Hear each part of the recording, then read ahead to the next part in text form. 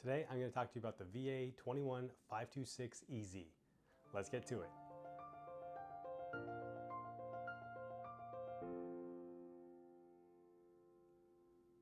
Hi everyone, welcome to the Joel Pettit Law Vlog. My name is Joel Pettit, and as I said, I want to talk to you about the VA 21526EZ.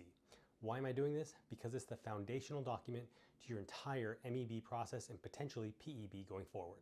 So let's dive right in and talk about what matters to you. And what matters is not the admin portion of the form. The biggest thing that's really going to impact your MEB process and your benefits going forward, potentially if you're found unfit and you get out of the military, is Section 5. Section 5 is where you actually claim the disabilities that are unfitting potentially for military service, but also that the military created, if you will, and you'll be compensated for going forward. So let's just dive right in and talk about the setup of this section. The lion's share of the section has four different columns. And these columns are from left to right. First, the name, if you will, of the disability. You should use your medical records in order to obtain the verbiage you want to use here, because you want to create a trail of breadcrumbs, if you will, for the VA raters. You want to make it easy for them to give you an accurate rating. Making it hard on them serves no purpose and helps no one. So if it's left knee pain and that's what's in your medical record, fine. If it's right knee pain, or it could be tingling sensation, anything that they write in your medical records, this is what you want to use. But if it turns out to be radiculopathy or patellofemoral syndrome, again, these are not words that most of us use every day. So that's why using the correct terms taken straight from your medical records is very, very important.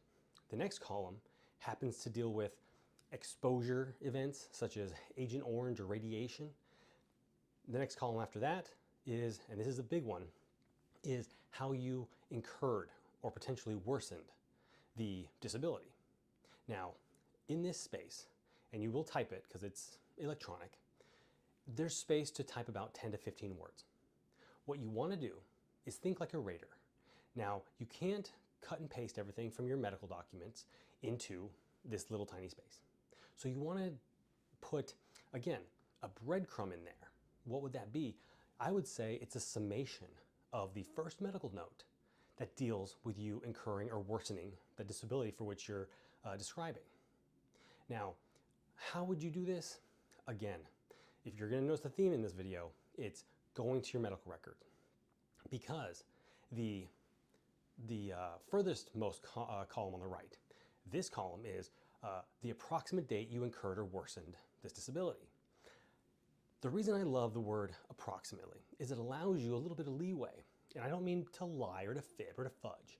What I mean is, let's say you have a back condition and it's gotten worse over time. Well, it's really hard to say exactly which date it started hurting to the point that it wasn't just an abnormal ache from doing yard work or doing some weights. That's difficult. But what's not difficult is to go through your medical record and find the date of the first medical note when you went to the doctor to start addressing it. That is a huge help to VA raters, because if you have a lot of documents, which most military members do, in your medical file, they need to see where and when the condition started. And this is what that date really gives them. So you want to pick the date of the first medical note in your medical record, because if your doctor, hopefully, wrote down what you were saying, it would say something like patient reports, maybe hurt lower back doing weights on Friday, January 1st, and it is now, let's say the date of the note is, I don't know, Monday, February the 3rd, 4th. Well, that's the key right there, is because if you give the rater the date of the incident, well, the doctor may have put that in narrative form, they may have put that in numerical form, we don't know.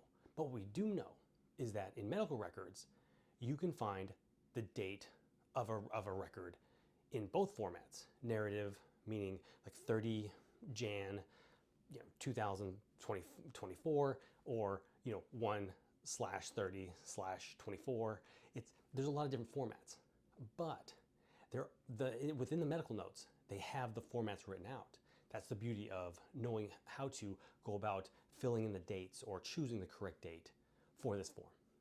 So with these tips, you should be able to really delve into your medical records and pick the correct information to fill out this form.